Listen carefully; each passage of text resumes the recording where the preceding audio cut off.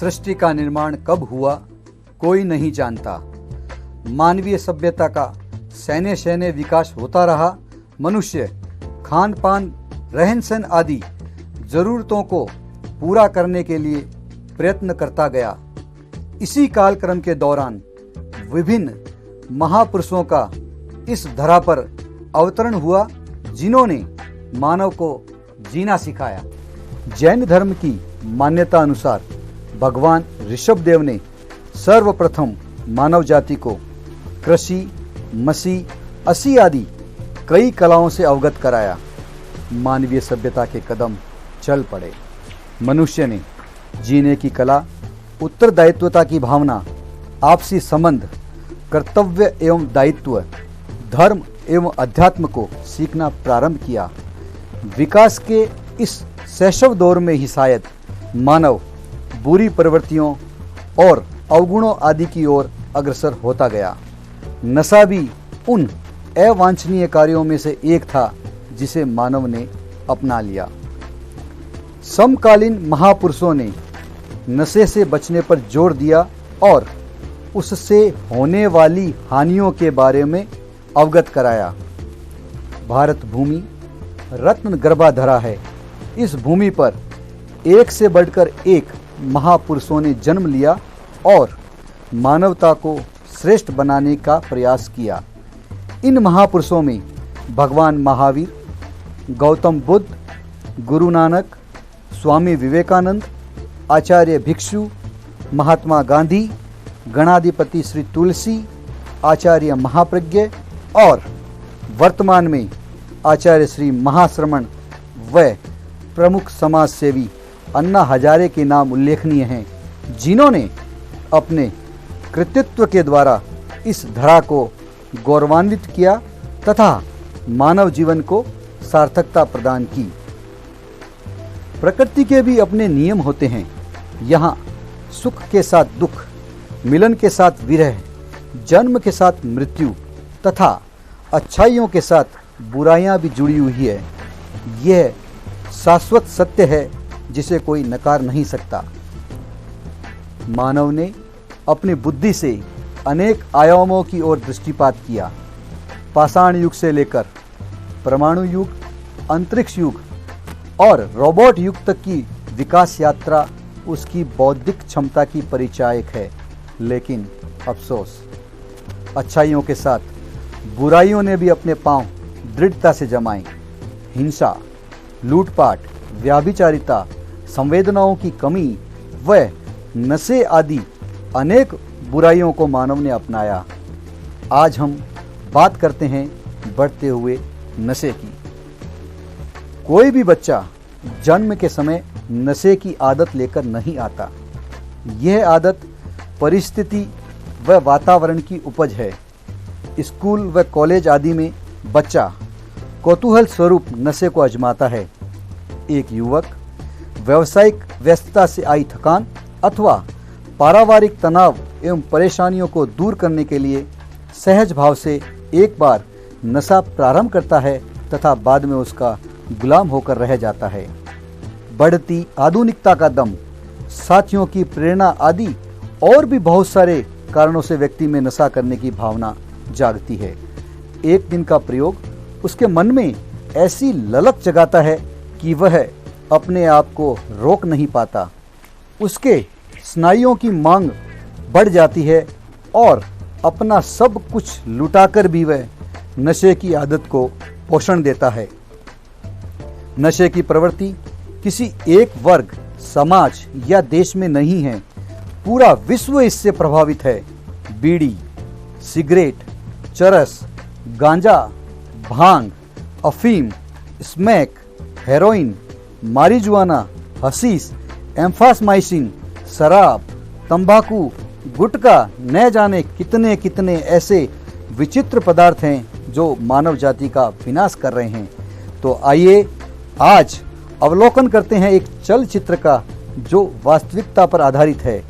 नशे से गुलाम होकर व्यक्ति किस कदर पतन की ओर चला जाता है, देखते हैं इस घटना को। आज का विश्व जहां एक ओर बड़ी तेजी से भौतिक प्रगति के पथ पर अग्रसर है, वहीं समाज व संस्कृति का नैतिक पतन चिंता का विषय बना हुआ है, जिसका मुख्य कारण है नशा। नशा समाज के लिए एक अभिशाप की तरह है। हर रोज नशे के कारण कितनी ही जिंदगियां तबाह हो जाती हैं, कितने ही घर बर्बाद हो जाते हैं। बावजूद इसके नशे का जहर बेचने वाले लोग चंद मुनाफे के खातिर हर रोज बाजार में नए नए किस्म का जहर बेच रहे हैं। ऐसा ही एक जहर है हर शहर, हर कस्बे, हर गांव की हर गली के नुक्कड़ पर रंग बिरंगी पुड़ियाओं में बिकने वाला गुटखा। 8 आने या रुपया देकर कोई भी बड़ी आसानी से इस व्यसन की चपेट में आ जाता है। बहुत आसान सा दिखने वाला गुटखे का ये व्यसन किस तरह एक इंसान के पूरे घर परिवार को तबाह कर सकता है, इसका एक उदाहरण महाराष्ट्र प्रांत के जलगाम कस्बे में भी देखने को मिला। इसी सत्य घटना को आधार बनाकर ये कहानी गढ़ी गई है। कहानी के सभी पात्र, स्थिति व स्थान काल्पनिक हैं।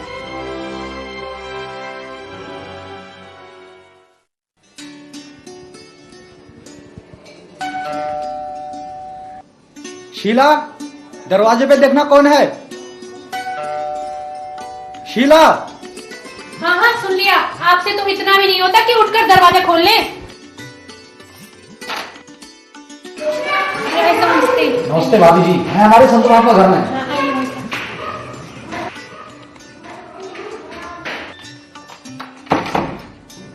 क्यों बंधु, अभी तक अखबार से चिपके हुए हो? अरे अरे विजय, आओ आओ यार।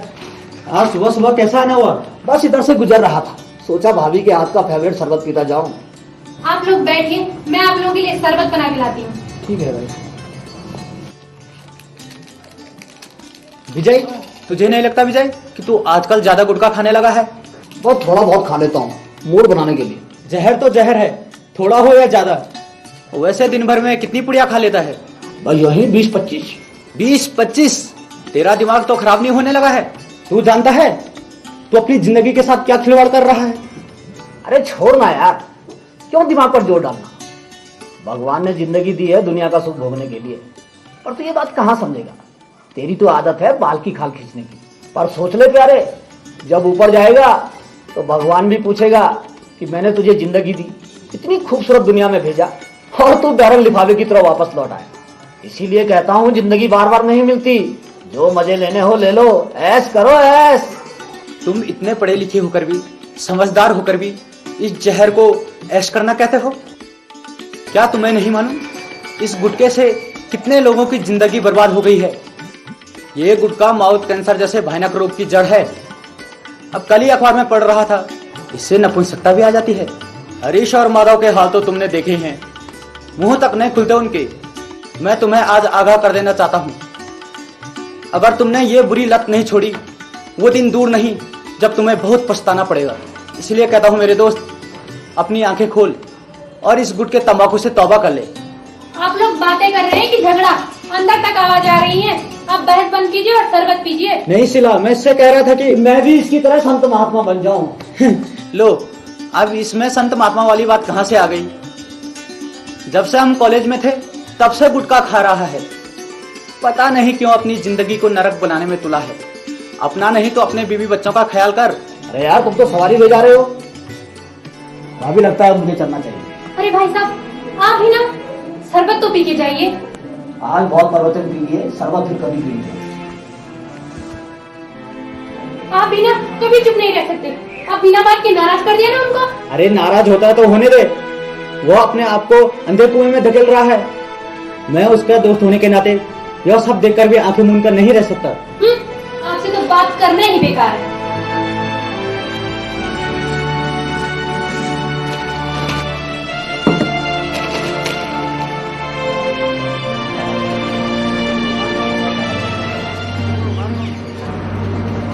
हाँ भाई साहब, कितने दूर? हाँ 30 दे दो।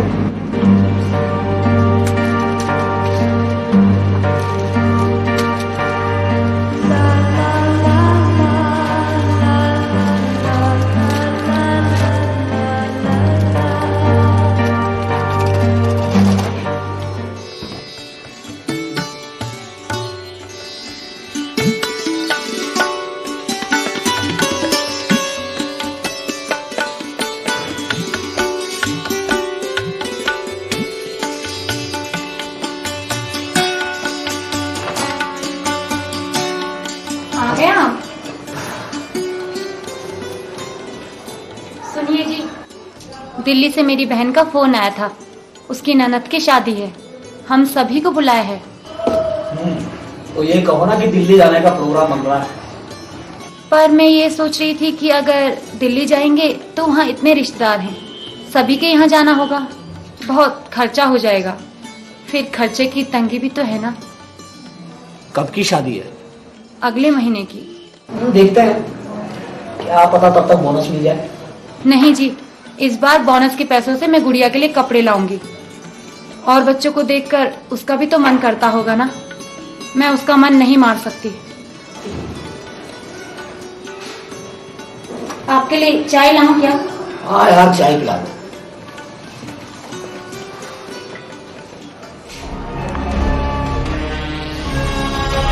भाई ये क्या है?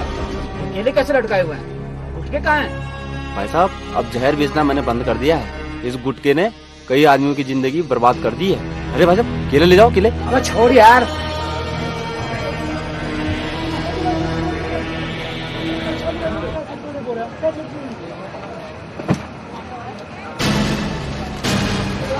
₹50 दे।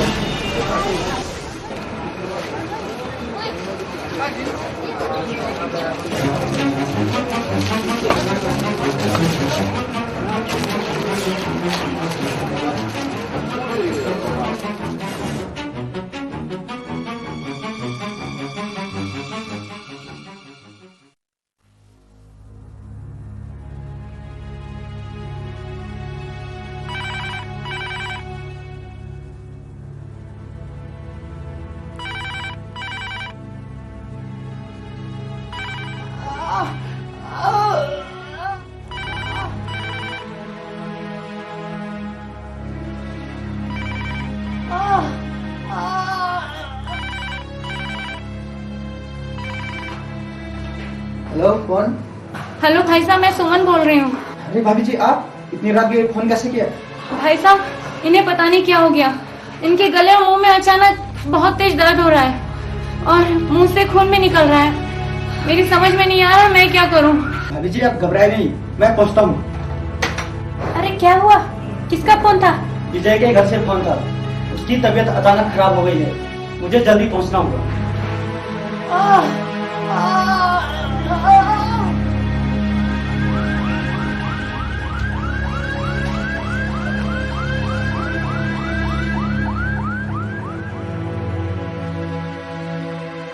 पूरा मुंह खोलिए, आ करिए जी, बाहर निकालिए। पूरा मुंह खोलिए, आ करिए। ठीक है।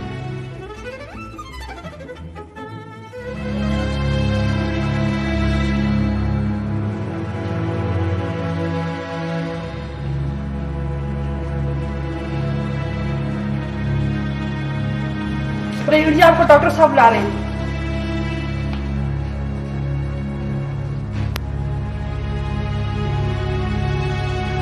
आइए आइए प्रवीण जी। क्या बात है डॉक्टर साहब? कुछ खास बात तो नहीं है ना? हाँ बिल्कुल खास बात ही है प्रवीण जी। मैंने आपको इसलिए बुलाया था कि आपके दोस्त की फाइंडिंग आ चुकी है और हम आपको कैसे बताएं कि उसको मुंह का कैंसर है। क्या? हाँ बिल्कुल, मैं सही कह रहा हूँ, हमने पूरी फाइंडिंग्स उसकी देख ली है।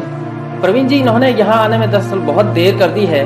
अब तो ये बहुत बुरी स्थिति में है, इनका मुंह से लेकर गले तक फैल चुका है कैंसर। इसमें घबराने की कोई खास बात नहीं है, इसका इलाज इंडिया में अब आ चुका है। हाँ, लेकिन इस पर खर्चा काफी है। लगभग कितना खर्चा आ जाएगा डॉक्टर साहब? मेरे ख्याल से इस पे 2 से लेके 3 लाख के आसपास का खर्चा होगा। 2-3 लाख? 2-3 लाख तो बहुत ज्यादा होते हैं डॉक्टर साहब, और उसकी परिस्थिति भी तो ठीक नहीं है, उसके छोटे छोटे बच्चे हैं, पता नहीं क्या होगा। खैर, कहीं से इंतजाम करना होगा। आपसे एक रिक्वेस्ट है, आप उनकी बीवी को कुछ न बताइए, मैं कुछ कहकर उसे समझा दूंगा। ठीक है, मैं इसको समझता हूँ। धन्यवाद डॉक्टर साहब।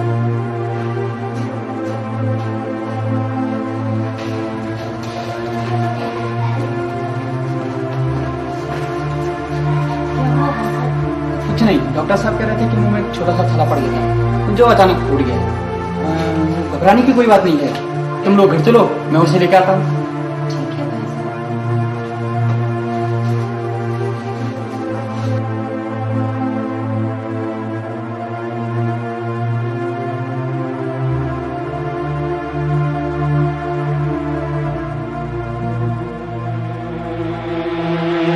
मम्मी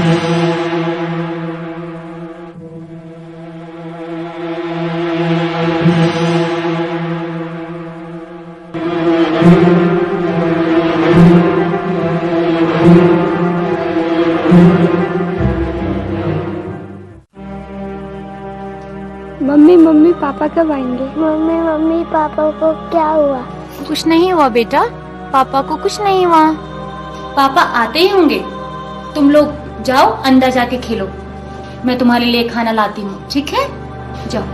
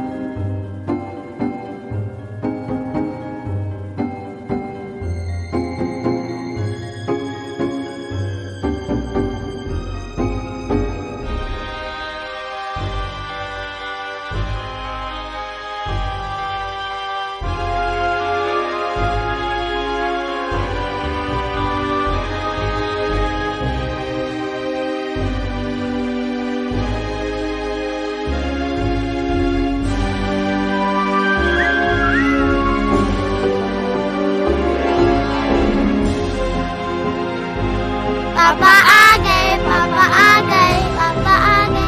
पापा पापा इसमें क्या है?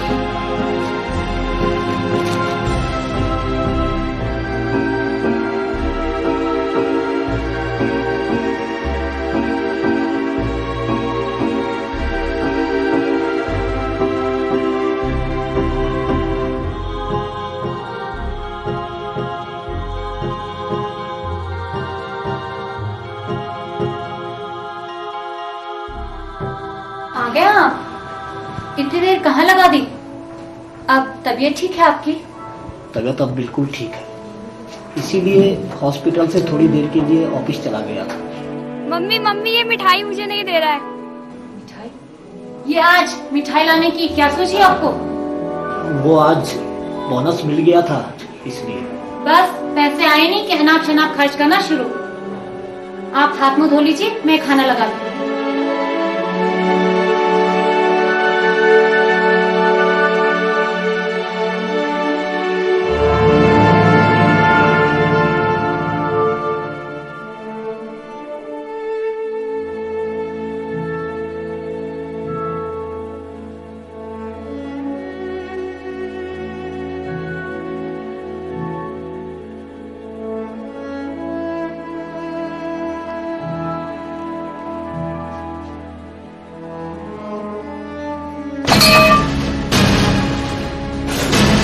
क्या हो रहा है जी? मुझे चक्कर क्यों आ रहे हैं? बच्चे गिरे पड़े हैं। उन्हें क्या हुआ? मेरा सिर फटा जा रहा।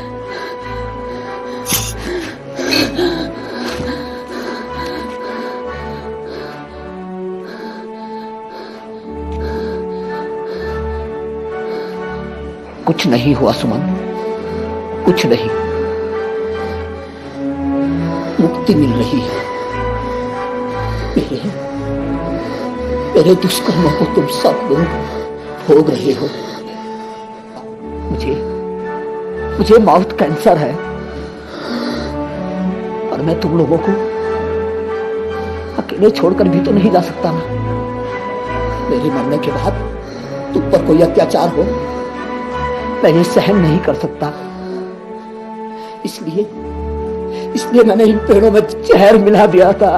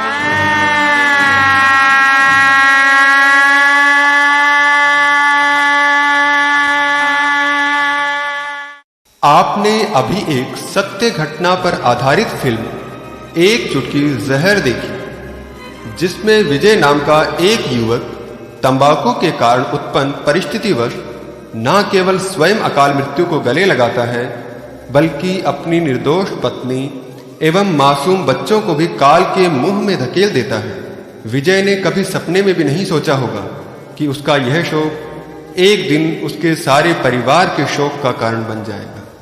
कैसी विडंबना है ये। एक तरफ तो इंसान आखिरी सांस तक जीने के लिए संघर्ष करता है, दूसरी तरफ नशे को अपनाकर अपना व अपने सारे परिवार का जीवन बर्बाद कर देता है। इस नशे का रूप चाहे कैसा भी हो, मगर अंत सदैव एक ही होता है, मृत्यु। और हमारी नासमझी देखिए, हम ये सच जानने के बाद भी नशा करते हैं। इसी नशे का एक रूप शराब भी है, जो आज विश्व की मुख्य समस्याओं में से एक है। शराब सांप और शेर के समान ही घातक है। एक बार मुंह से लगी तो मौत का मुंह दिखाकर ही मानती है, अतः सावधान रहिए। आइए अब हम कुछ तथ्यों पर नजर डालते हैं। हमारे भारत में 60% पागल शराब के कारण होते हैं।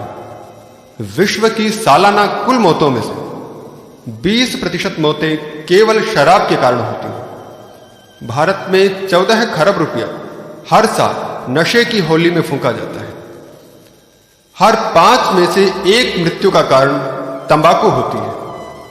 सिगरेट पीने वाले 25% लोगों को हृदयघात, 30% को कैंसर एवं 75% को अस्थमा हो जाता है। विश्व में 125 करोड़ व्यक्ति धूम्रपान के आदी हैं। विश्व में प्रतिदिन लगभग 10,000 से अधिक लोग नशे के कारण मरते हैं। एक चौंकाने वाला तथ्य यह भी है कि समाज में होने वाले अधिकांश अपराधों जैसे हत्या, बलात्कार, चोरी, मारपीट, दुर्घटनाएं आदि में 90% का कारण शराब का नशा ही होता है। देखा आपने शराब का भयंकर रूप। अब हम चर्चा करते हैं नशे के कारण हमारे शरीर पर पड़ने वाले बुरे प्रभावों की। नशे से हमें मस्तिष्क आघात, तपेदिक, नेत्र दोष, मुंह का कैंसर, स्वन यंत्र का कैंसर, हृदयघात, सांस नली का कैंसर, सांस लेने में कठिनाई, पेट का अल्सर, यकृत का कैंसर, धमनियों में चर्बी का जमाव एवं मूत्राशय का कैंसर जैसे रोग हो जाते हैं। चौंकिए मत, यह तो एक नमूना मात्र है। इनकी सूची तो बहुत लंबी है। नशे से हम अपना स्वास्थ्य तो खराब करते ही हैं, साथ ही हम हमारी सामाजिक प्रतिष्ठा एवं विश्वास को भी नष्ट करते हैं। किसी समझदार व्यक्ति ने कहा है, खेले जुआ, पिए दारू, उनके बच्चे लगाएं झाड़ू। क्या आप भी अपने बच्चों के हाथ में झाड़ू थमाना चाहते हैं? क्या हुआ? नजरें क्यों झुक गई? नजर उठाकर देखिए, आप अपने जरा से सुकून के लिए कितने लोगों की जिंदगी बर्बाद कर रहे हैं। देखिए, आपका परिवार आपको कितनी लाचार निगाहों से देख रहा है। इनकी इस लाचारी का कारण कोई दूसरा नहीं है, स्वयं आप हैं और आपकी ये शराब है। देखिए, आपसे आपका बेटा क्या कह रहा है? पिताजी, मेरे भविष्य के लिए मत पीजिए। क्या आपको इसकी आंखों से ढलते आंसू भी दिखाई नहीं देते? क्या आप इतने निर्दयी हैं कि इसकी दर्द भरी पुकार भी नहीं सुन पा रहे? क्या आपके परिवार के लिए कोई जिम्मेदारी नहीं है? लानत है आपके ऐसे शराब के शौक पर, जो आपको आपकी ही नजरों में गिरा दे, आपके परिवार को दर दर की ठोकरें खाने को मजबूर कर दे। अरे ये क्या हालत बना रखी है? उठिए, आप मानव हैं, प्रकृति के सर्वश्रेष्ठ प्राणी। आपको भगवान का राजकुमार कहा जाता है, और एक राजकुमार की यह हालत, नाली में गिरा हुआ है, ऊपर से कुत्ता भी पेशाब कर रहा है। क्या इसी लायक हैं आप? क्यों नशेबाजी की मूर्खता में फंसकर जानवरों से भी बदतर जीवन जी रहे हैं? आपको पता है ना आपकी इस दुर्दशा का कारण कौन है? जी हां, शराब ही है आपकी इस दुर्दशा का कारण। इसलिए इसे अभी छोड़ दीजिए, वरना ये जो अर्थी सज रही है ना, ये आपकी भी हो सकती है। कभी आपने सोचा है अगर आपको कुछ हो गया तो आपके परिवार का क्या होगा? दाने दाने को मोहताज हो जाएगा, कोई सहारा देने वाला नहीं होगा उन्हें। आपके भाई, बांधव, यार, दोस्त सब एक एक करके उनसे मुंह फेर लेंगे। उस वक्त उनका साथ देने के लिए कोई हाथ बढ़ाएगा तो वो होगा अकेलापन, अपमान, भूख एवं शर्मिंदगी। जी हां, यही सब होंगे वो, जो आपके परिवार से जोंक की तरह चिपक जाएंगे। देखिए, आपकी इस मूर्खता पर दुनिया का सबसे मूर्ख समझा जाने वाला प्राणी गधा भी हंस रहा है। अरे भाई, जब ये निरे मूर्ख जानवर होते हुए नशा नहीं करते, तो फिर आप समझदार इंसान होने के बावजूद नशा क्यों करते हैं? आपको पता है ना, कोई भी जानवर तंबाकू खाना तो दूर, उसके खेत के पास से भी नहीं गुजरता। फिर हम तो इंसान हैं। मेरी मानिए, छोड़ दीजिए इस शराब को। ये जहरीली नागिन है। ये आपको, आपके परिवार को, आपके मान सम्मान को, सबको एक एक करके निगल जाएगी। कुछ नहीं मिलने वाला इससे। अगर इससे आपको कुछ मिलेगा तो वो है खराब स्वास्थ्य, दुर्घटना में वृद्धि, पारिवारिक झगड़े, कलह, अशांति, संतानें कुमार्गामी, अपव्यय से दरिद्रता, आत्महत्या की मनोवृत्ति, चिंता, कलेश का वातावरण, समाज की नजरों में पतित जीवन, असामयिक मृत्यु एवं मानसिक क्षमता तथा प्रतिभा में तेजी से ह्रास। जरा सोचिए, आपकी एक गलती से स्वयं आपका ही कितना नुकसान हो रहा है, कितनों का जीवन बर्बाद हो रहा है। क्या आपको अपने परिवार के विनाश का कारण बनना अच्छा लगेगा? नहीं ना? तो अपनी इच्छा शक्ति को दृढ़ कीजिए, आत्मविश्वासी बनिए और छोड़ दीजिए इस बुरी चीज को। मनोरंजन ही करना है तो आध्यात्मिक पुस्तकें पढ़िए, अच्छा संगीत सुनिए, शुद्ध विचारों का वातावरण बनाइए, और कभी कोई मुश्किल आ ही जाए तो उसका धैर्य से मुकाबला कीजिए। वैसे आपको सन्मार्ग पर देखकर नशेबाज तथा कुसंस्कारी आपको विचलित करने जरूर आएंगे, किंतु आप भी अपने निश्चय पर अटल रहिए। महसूस कीजिए अपनी आत्मिक शक्ति को और दृढ़ता से मना कर दीजिए उन्हें। आप देखिएगा, आपके द्वारा इस विवेक की कसौटी पर खरा उतरते हैं आपका परिवार व्यसनी एवं कुरीतियों में जकड़े दुखी परिवार से एक सभ्य एवं संपन्न परिवार में बदल जाएगा। तब ये मूल मंत्र सबको बताइएगा, नशा छोड़ो, बोतल तोड़ो, घर को जोड़ो। आचार्य श्री महाश्रमण कहते हैं कि मनुष्य का जीवन सब प्रकार के दुर्व्यसनों से मुक्त हो। देश, समाज व मानवता के हित को ध्यान में रखते हुए व्यक्ति स्वयं कोई नशा न करे तथा दूसरों को भी नशा नहीं करने की प्रेरणा दें। अपनी पद यात्राओं के माध्यम से छोटे छोटे गांव, कस्बों व शहरों का स्पर्श कर रहे हैं और मानवीय उत्थान का संदेश दे रहे हैं। पूज्य श्री जनमानस में चरित्र बल व नैतिक बल प्रदान कर रहे हैं ताकि लोग दुर्व्यसनों से दूर से ही अलविदा कह दें। लाखों लोगों ने आपके द्वारा दिखाए रास्ते को स्वीकार किया है और एक जिम्मेदार नागरिक के रूप में रहने का वचन दिया है।